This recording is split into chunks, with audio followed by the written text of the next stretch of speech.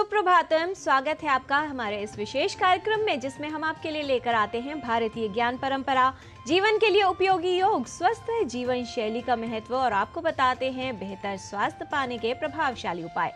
साझा करते हैं आपके साथ संस्कृत का ज्ञान, साथ ही होती है भारतीय संस्कृति की झलक। मैं हूँ किरण Bhardwaj.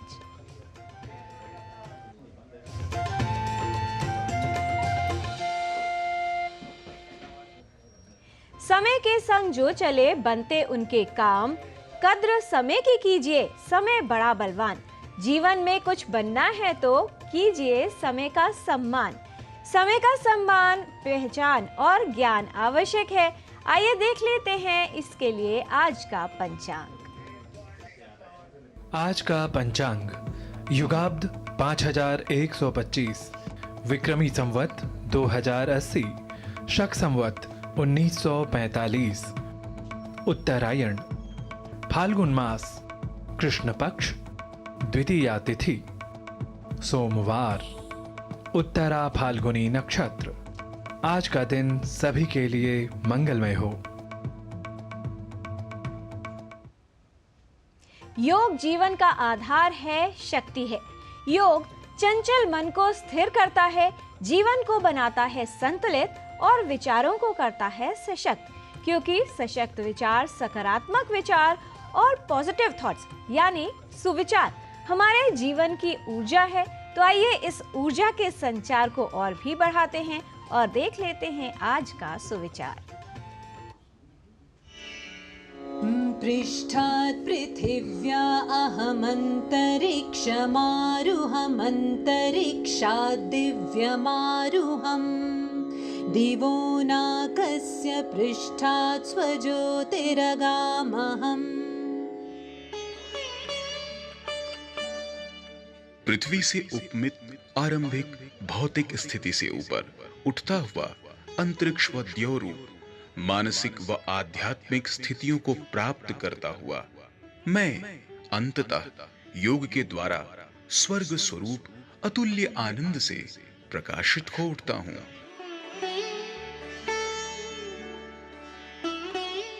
By yoga, I rise above the lower physical to the higher mental, spiritual, and finally to the world of light and delight. विश्व की प्राचीनतम संस्कृतियों में से एक भारतीय संस्कृति जो नए आयामों को विकसित कर रही है। इस सांस्कृतिक मूल्य को बढ़ाने के लिए बहुत अहम भूमिका है हमारे देश में मंदिरों की, जो आस्था का प्रतीक हैं, साथ ही हिंदू धर्म का उद्धार कर रहे हैं, उसको आगे बढ़ा रहे हैं, विस्तार कर रहे हैं। आस्था ही व्यक्ति के जीवन को बेहतर बनाती है। आइए आज आपको लेकर चलते हैं उज्जैन के श्री महाकालेश्वर मंदिर, जो धार्मिक परंपराओं के साथ साथ सांस्कृतिक मूल्यों को भी बहुमूल्य बना रहा है, उसका विस्तार कर रहा है और सांस्कृतिक धरोहर की महत्वपूर्ण भूमिका निभा रहा है।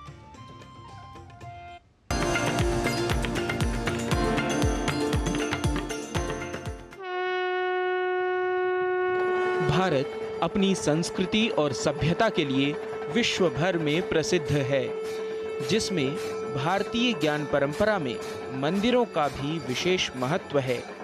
यहाँ शंख और घंटियों की ध्वनियाँ वातावरण को शुद्ध कर मस्तिष्क को शांत करती हैं। साथ ही धूप और दीप से नकारात्मक भाव भी हट जाते हैं। सांस्कृतिक मूल्यों के निर्माण में मंदिरों की भूमिका शरीर में श्वास की तरह रही है, जो भारतीय संस्कृति और सभ्यता के नए आयामों को विकसित कर रहे हैं। इन्हीं में उज्जैन का श्री महाकालेश्वर मंदिर भी अपना विशेष महत्व रखता है। उज्जैन का वर्णन स्कंद पुराण में मिलता है और इसे मंगल ग्रह की उत्पत्ति का स्थान माना गया है। प्राचीन काल से इस नगर को उज्जैनी के नाम से भी जाना जाता था। इसके अलावा उज्जैन ही वह नगर है जहां कर्क रेखा और भूमध्य रेखा एक दूसरे को काटती है। इस प्राचीन नगरी की इन्हीं विशेषताओं को ध्यान में रखकर कालगणना, पंचांग निर्माण और साधना के लिए उज्जैन को सर्वश्रेष्ठ माना गया है। यही कारण है कि प्राचीन समय से ज्योतिषाचार्य यहीं से भारत की काल गणना करते आए हैं। काल गणना के कारण ही यहाँ के आराध्य देव शिव को महाकाल के नाम से जाना जाता है। उज्जैन को और भी विशिष्ट बनाता है यहाँ का यह श्री महाकालेश्वर मंदिर, जो प्रसिद्ध 12 ज्योतिर्लिंगों में से एक है। इसकी महिमा का वर्णन बाणभट्ट, पद्मगुप्त, राजशेखर, राजा हर्षवर्धन, कवि तुलसीदास और रविंद्रनाथ की रचनाओं में भी मिलता है। ये देश का एकमात्र दक्षिणमुखी ज्योतिर्लिंग है। यहाँ भगवान शिव भक्तों को कालों के काल महाकाल के रूप में दर्शन देते हैं। महाकाल मंदिर 3 भागों में बना हुआ है। दिव्य ज्योतिर्लिंग मंदिर के सबसे निचले भाग में प्रतिष्ठित है। मध्य भाग में ओंकारेश्वर का शिवलिंग है और सबसे ऊपर वाले भाग पर साल में केवल एक बार नागपंचमी पर खुलने वाला नागचंद्रेश्वर मंदिर है। महाकालेश्वर मंदिर में प्रतिदिन की जाने वाली भस्म आरती सबसे विशिष्ट होती है। यह आरती प्रातः सूर्योदय से पूर्व भगवान शिव को जगाने के लिए की जाती है। इस धार्मिक अनुष्ठान के समय भगवान की पूजा घाटों से लाई गई पवित्र राख से की जाती है। अपनी आस्था के साथ यह मंदिर भूमिज, चालुक्य एवं मराठा शैलियों का भी अद्भुत समन्वय है। महाकालेश्वर मंदिर धार्मिक परंपराओं के साथ साथ सांस्कृतिक धरोहर के रूप में भी महत्वपूर्ण भूमिका निभा रहा है। प्रवीण श्रीवास्तव की रिपोर्ट, डीडी न्यूज़।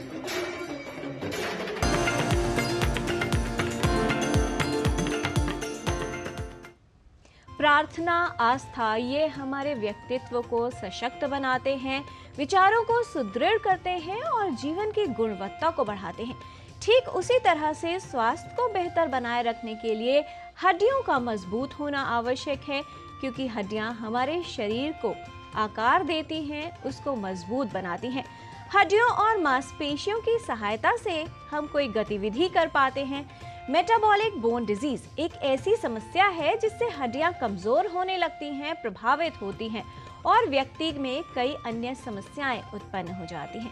क्या है मेटाबॉलिक बोन डिजीज का कारण और इसके खतरे को कैसे कम किया जा सकता है, आइए समझते हैं इस रिपोर्ट के माध्यम से।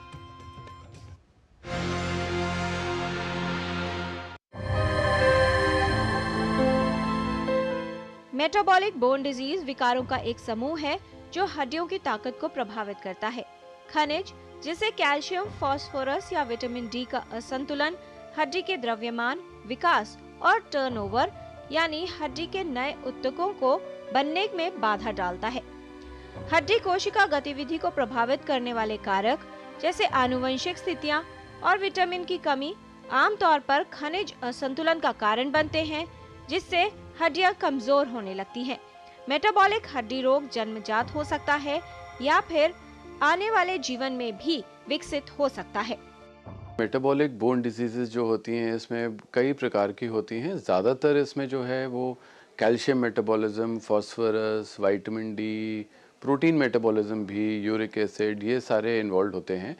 प्राइमरीली जो इसमें होता है वो कैल्शियम मेटाबॉलिज्म इफ़ेक्ट करता है और उसके लिए कई बीमारियां होती हैं जो कि जन्म से ही, बचपन से ही शुरू होती हैं और बुढ़ापे तक भी जाती हैं।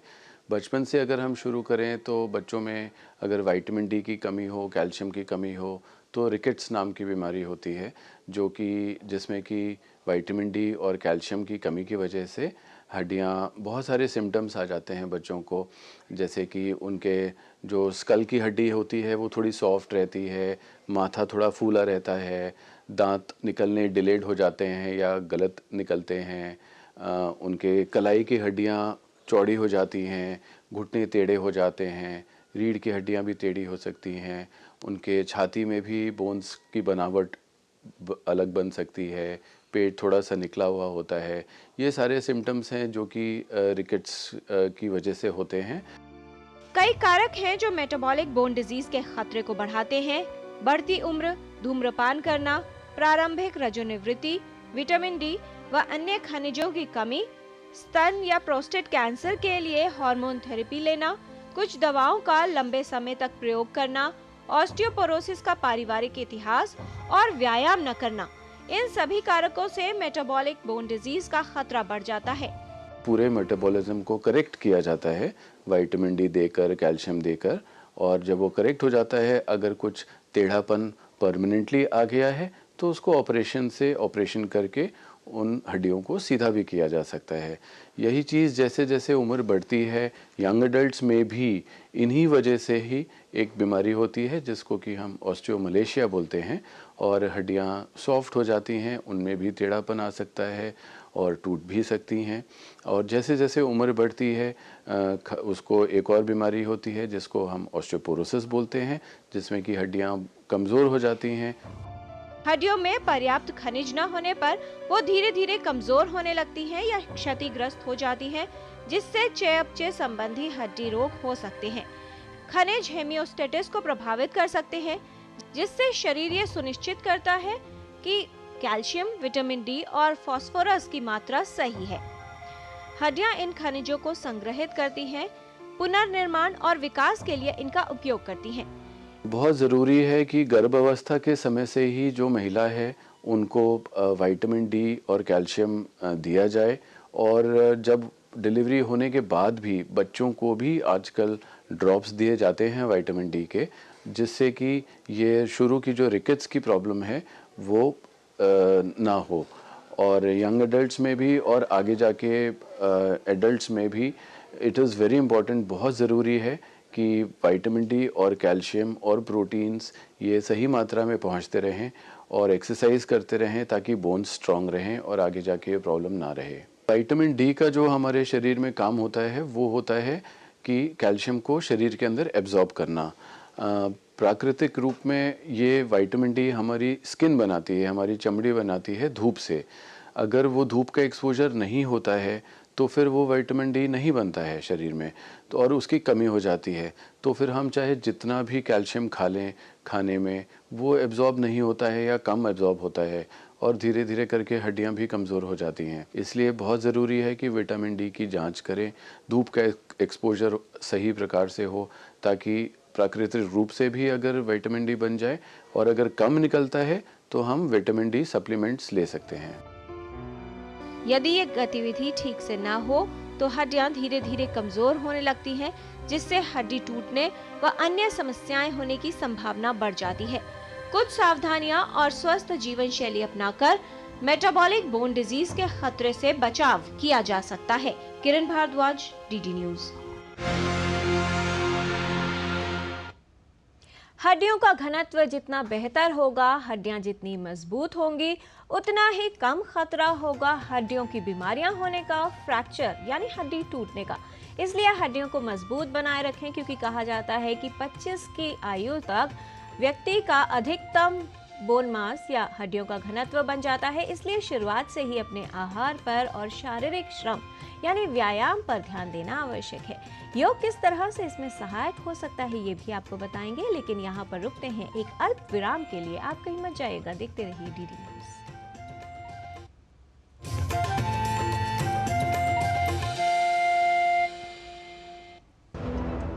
कोविड ने हम लोगों को work from home and flexibility दोनों सिखा दी। Handling my job responsibilities and अपना घर। एनपीएस भी इसी तरह फ्लेक्सिबल है। इन्वेस्टमेंट ऐप के थ्रू अपना अकाउंट इजीली ओपन किया और अब उसी ऐप के थ्रू अपना अकाउंट फुल्ली ऑपरेट कर रहा। कोई रिस्ट्रिक्शन नहीं है, किसी भी समय लॉग इन कर सकता हूँ और अपने इन्वेस्टमेंट की अमाउंट चेंज भी कर सकता हूँ। जितना पॉसिबल होता है उतना अपने इनकम से बचाता हूँ और अपने एनपीएस अकाउंट में इन्वेस्ट करता हूँ। अपने बेहतर कल को सुनिश्चित करने के लिए एनपीएस जरूरी है। मौसम को अपने पैशन के बीच जो नहीं आने देते, मैं उनका फैन। मेरी तरह एसबीआई भी आपका फैन है, इसलिए एसबीआई आपके लिए थोड़ी एक्स्ट्रा मेहनत करता है। तो excellent customer service, assistance to MSMEs और टेक्नोलॉजी ड्रिवन बैंकिंग सॉल्यूशंस। घर छोड़ दूं, एसबीआई बदल रहा है क्योंकि हम एक बदलते देश के फैन हैं। एसबीआई, देश का फैन। मैं क्या जी, सब जानते हैं, जहां दिखे मारियो, अपना समझ के खा लियो। चुलबुलापन जिसकी हर बात में भूल जाए। मेरी जैसी मेरी अपनी पताका चाय, गजब का स्वाद।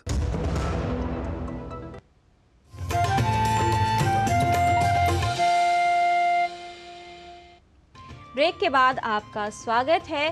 स्वस्थ जीवन और गुणवत्ता भरे जीवन के लिए उपयोगी है योग, लेकिन योग की सहायता से किस प्रकार अपने हड्डियों की मजबूती को बेहतर किया जा सकता है, आइए देख लेते हैं कुछ ऐसी योगिक क्रियाएं जिनका प्रतिदिन अभ्यास करने से हड्डियों का घनत्व भी बढ़ेगा, जोड़ों में लचीलापन आएगा और आपकी हड्डियां बनेंगी मजबूत।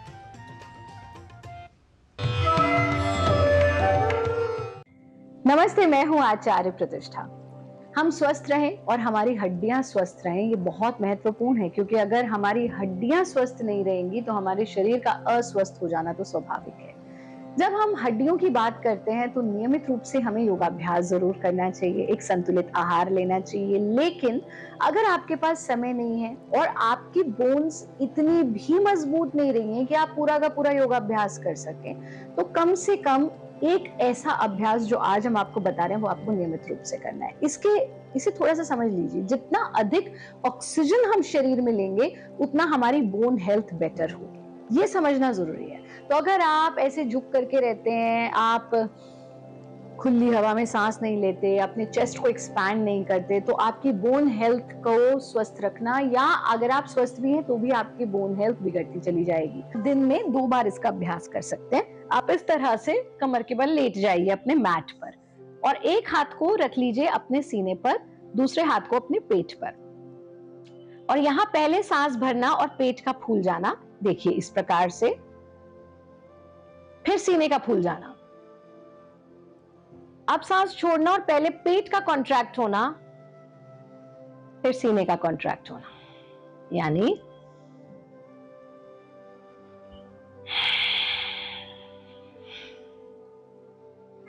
ऐसा कम से कम 10 बार कीजिए। और सीधा नहीं उठेंगे, पहले करवट लीजिए और फिर धीरे से आप उठ जाइए। ये आसान सा काम आप दिन में 2 बार कर लीजिए। अगर आप दफ्तर में बैठे हैं तो बैठे बैठे भी इसको इस ही प्रकार से, पहले पेट का एक्सपेंशन, फिर चेस्ट का, फिर पेट का कॉन्ट्रैक्शन, चेस्ट का कॉन्ट्रैक्शन, ये अगर आप करेंगे आपके पूरे शरीर में भरपूर मात्रा में ऑक्सीजन जाएगा। दूसरा काम जो आपको करना है, आपको 20 मिनट सनलाइट जरूर लेनी है। मेक श्योर कि आप सूर्य की किरणों में 20 मिनट बैठें। अगर बहुत ठंडा है तो कांच के थ्रू भी आप सनलाइट ले सकते हैं। अपने डाइट में विशेष रूप से सीड्स को ऐड करें, तिल का सेवन करें, आप केले का सेवन करें, आप नट्स का सेवन करें। आप स्वस्थ रहें, आनंदित रहें, खुश रहें। नमस्ते।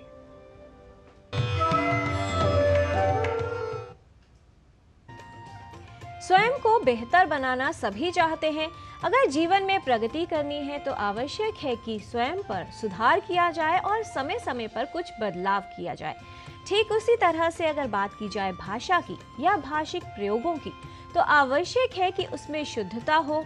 इसके लिए अभ्यास आवश्यक है, साथ ही त्रुटियों को पहचान कर उनमें सुधार करना आवश्यक है। आज के संस्कृत पाठशाला में चलते हैं हमारे सहयोगी नारायण दत्त मिश्र के पास और ये समझ लेते हैं कि वो कौन सी त्रुटियां हैं या अशुद्धता है जिनको ठीक कर हम संस्कृत भाषा को बेहतर कर सकते हैं, उसका उच्चारण और लेखन ठीक कर सकते हैं।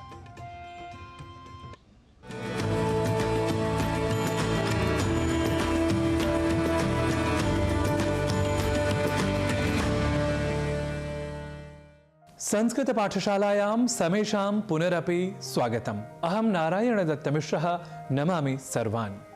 हम देखते ही हैं कि हिंदी या अन्य प्रादेशिक भाषाओं में भी साक्षात संस्कृत के शब्द प्रचुर मात्रा में व्यवहृत होते हैं या होते रहे हैं। ऐसे में उन शब्दों में अपनी भाषा के अनुसार समय समय पर कुछ मॉडिफिकेशन करने का यद्यपि प्रचलन है ही, पर जिस शब्द का हम व्यवहार कर रहे हैं उसकी आधारभूत संरचना या विन्यास को समझकर ही तार्किक परिवर्तन या संवर्धन तथा कथित सरलता और मानकता को लेकर किया जाना चाहिए।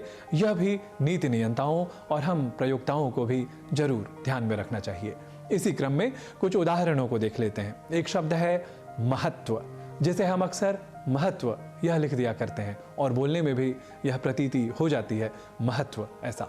यह प्रवृत्ति शायद इसलिए ही मानित हो गई या होती जा रही है क्योंकि हम शीघ्रतावश ऐसा ही बहुधा बोल जाते हैं, लिख जाते हैं, जो कि निसंदेह गलत है, अशुद्ध है। ऐसे ही एक और शब्द पर ध्यान डाल देते हैं।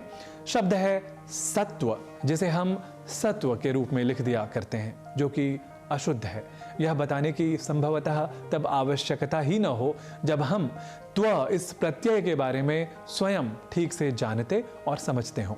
देखिए, हम इस त्व प्रत्यय का खूब प्रयोग करते हैं, जैसे कुछ शब्द मैं गिनाए दे रहा हूं, व्यक्तित्व, अस्तित्व, कर्तृत्व आदि आदि। अब बात करते हैं मूल शब्दों की। सत्व, यहां मूल शब्द है सत और त्व यह प्रत्यय है। दोनों का योग अर्थात सत और त्व मिलकर सत्व नहीं बल्कि सत्व ही कहलाएगा। एक त अर्ध तकार जो है वो लुप्त नहीं होगा। एक और शब्द है महत्व। ये भी शब्द दो शब्दों से मिलकर बना है, महत अर्थात बड़ा, और उसके बाद एक प्रत्यय है त्व, महत्व। तो जब दोनों ये शब्द मिलेंगे तो शब्द बनेगा महत्व, न कि महत्व। ठीक इसी तरीके से एक और शब्द है तत्व, जो बना है तत् और त्व, इन दो शब्दों के योग से, लेकिन हम धड़ल्ले से प्रयोग करते हैं तत्व, है ना। तो इस तरीके का प्रयोग, तत्वावधान, इस तरीके के प्रयोगों को हम न करें। ऐसे ही सत्व शब्द से ही एक और शब्द बना है सात्विक। तो यहां भी सात्विक यह कहना और बोलना, लिखना ये सब गलत है, क्योंकि शुद्ध तो सात्विक ही है। एक त एक अतिरिक्त रूप से हमें रखना ही होगा। इसी तरीके से एक और शब्द है दायित्व या उत्तरदायित्व। हम कभी कभी इस बारे में कुछ अधिक अवधान रख लेते हैं और यहाँ गलती कर जाते हैं। कोई अतिरिक्त रूप से त का योग कर देते हैं, अतिरिक्त रूप से यहाँ भी त जोड़ देते हैं। क्योंकि इन सभी शब्दों का मूल संस्कृत भाषा ही है, इसलिए आधार को छोड़ कुछ अवैज्ञानिक या असंगत रूप से अक्षर हटा देना या जोड़ लेना भाषा के प्रयोग को कुत्सित करना या हास्यास्पद करना ही कहलाएगा। इस तथ्य के प्रति हमें विशेष रूप से जागरूक रहना चाहिए। तावत् शुभमस्तु। मिलामः अग्रिमायां संस्कृत पाठशालायाः कक्षायां। नमो नमः।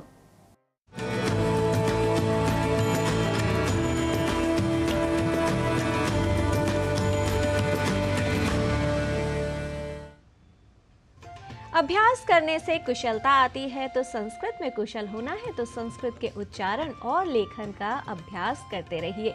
कहा जाता है कठिन राहों में भी आसा वो सफर बनाते हैं, जो राही मुश्किल समय में भी सदा मुस्कुराते हैं। मंजिलें भी करती हैं हर उस राही की प्रतीक्षा, जो पथरीले पथ पर चलकर एक नया मार्ग बनाते हैं।